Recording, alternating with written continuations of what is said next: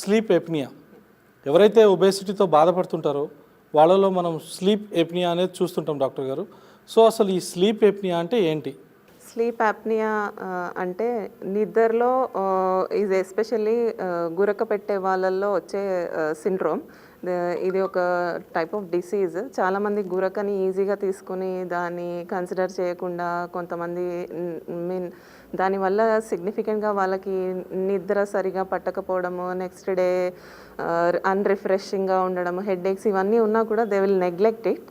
Actually sleep apnea అనేది it's a syndrome. దీన్ని తెలుగులో వివరించి చెప్పాలంటే నిద్రలో ఒక్కోసారి గురక పెడుతూ పెడుతూ సడన్గా కొన్ని సెకండ్ల పాటు ఊపిరి ఆగిపోవడం అనమాట. దీనికి మెయిన్గా రిస్క్ ఫ్యాక్టర్స్ వచ్చి age. People who are in the middle aged group వాళ్ళు they are at more risk for this. And obesity, body mass index more than 30 ఉన్న వాళ్ళలో. Actually ideal Indian body mass index should be between 21 to 22 అట్లా up to 25. More than 30 ఉన్న వాళ్ళని obese కింద we consider them. Obese people are at more risk of getting this sleep apnea syndrome.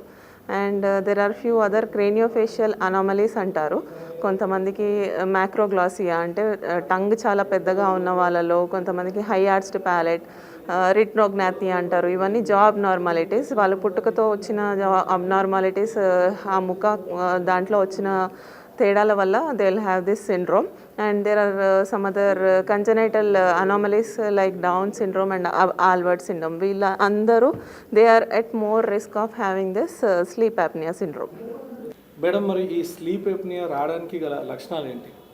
Sleep apnoea లక్షణాలు ఎలా present అవుతారు అంటే they will have habitual and loud snoring. గట్టిగా గురక పెడితే ఈ రూమ్లో పడుకున్న వాళ్ళు నిద్ర గురక పెడుతుంటే 2 రూమ్ల అవతల కూడా వినిపించేటంత సివియర్ స్నోరింగ్ ఉండడం, మధ్యరాత్రుల్లో ఎక్కువగా చెమటలు పట్టి సడన్గా ఊపిరి ఆగిపోయినట్టు అయ్యి చోకింగ్ అటాక్స్ అంటారు, అలా అయ్యి నిద్ర లేవడం చోకింగ్ యాప్నియా అంటారు. ఊపిరి ఆగిపోయినట్టు చేసినప్పుడు పక్కన వాళ్ళు గుర్తుపట్టి వాళ్ళని సడన్గా లేపడం.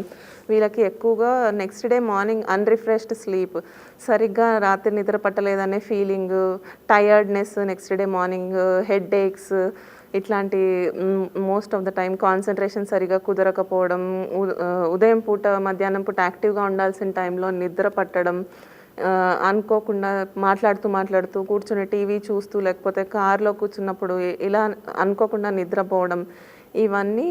అండ్ కొంతమందిలో సిగ్నిఫికెంట్గా కాన్సన్ట్రేషన్ డిఫెక్ట్స్, మెమరీ లాస్ ఇట్లాంటివి, and sexual dysfunction like impotency, ఇవన్నీ these are all the symptoms which sleep apnea syndrome ఉన్న పేషెంట్స్లో significant severe to moderate sleep apnea to mild ఉన్న వాళ్ళలో ఈ నేను చెప్పిన ప్రతి ఒక్క సిమ్టంలో they will have few of those above symptoms which I have said right now. Madam, అసలు దీన్ని మనం ఏ విధంగా డయాగ్నోస్ చేయొచ్చు?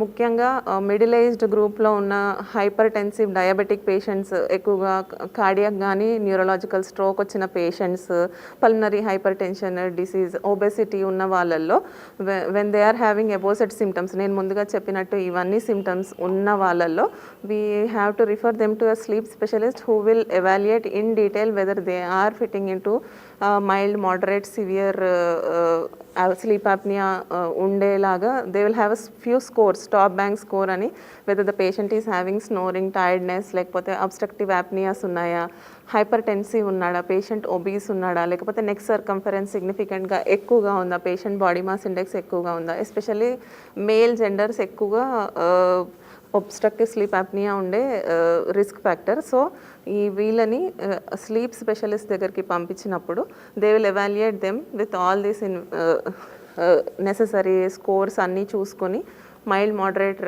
Severe range of obstructive sleep apnea ఉన్న కేటగిరీస్ని బట్టి they will evaluate in detail ENT examination, నోస్లో ఏమన్నా నేసల్ పాలిప్సా, సైనసైటిసా, లేకపోతే క్రేనియోఫేషియల్ అబ్నార్మాలిటీస్ ఏమన్నా ఉన్నాయా, థైరాయిడ్ ప్రాబ్లం ఏమన్నా ఉందా, పిట్యూటరీ గ్లాండ్ ప్రాబ్లం లాంటివి ఏమన్నా ఉన్నాయా, ఎండోక్రైనాలజికల్ రీజన్స్ ఏమన్నా ఉన్నాయా చూసుకుని వీళ్ళని పాలిసామ్నోగ్రఫీ అనే టెస్ట్కి ఒక స్లీప్ ల్యాబ్ అని పాలిసోమ్నోగ్రఫీ అంటే ఓవర్ నైట్ పేషెంట్ పడుకున్నప్పుడు these patients will be subjected to test called sleep study. దాంట్లో వీళ్ళ ఐ మూమెంట్స్ని, వీళ్ళ మజిల్ మూమెంట్స్ని, అబ్డామినోథొరాసిక్ మూమెంట్స్ని, వీళ్ళ స్లీప్ని అన్నీ ఒక గ్రాఫ్ ఫామ్లో మనం ఇవాల్యుయేట్ చేసి దాంట్లో సిగ్నిఫికెంట్గా పడుకున్న టైంలో ఎన్నిసార్లు ఊపిరి అందకుండా ఎన్నిసార్లు అవుతుంది అలా ఈవెంట్స్ క్యాల్కులేట్ చేసి వీళ్ళని కేటగరైజ్ చేసి అబ్స్ట్రక్టివ్ స్లీప్ అప్నియా డయాగ్నోజ్ అయిన పేషెంట్స్లో ఫర్దర్గా ట్రీట్మెంట్స్ ఇవ్వడం జరుగుతుంది. ఇలాంటి ఇంట్రెస్టింగ్ వీడియోస్ కోసం తప్పకుండా మా ఛానల్ని సబ్స్క్రైబ్ చేయండి.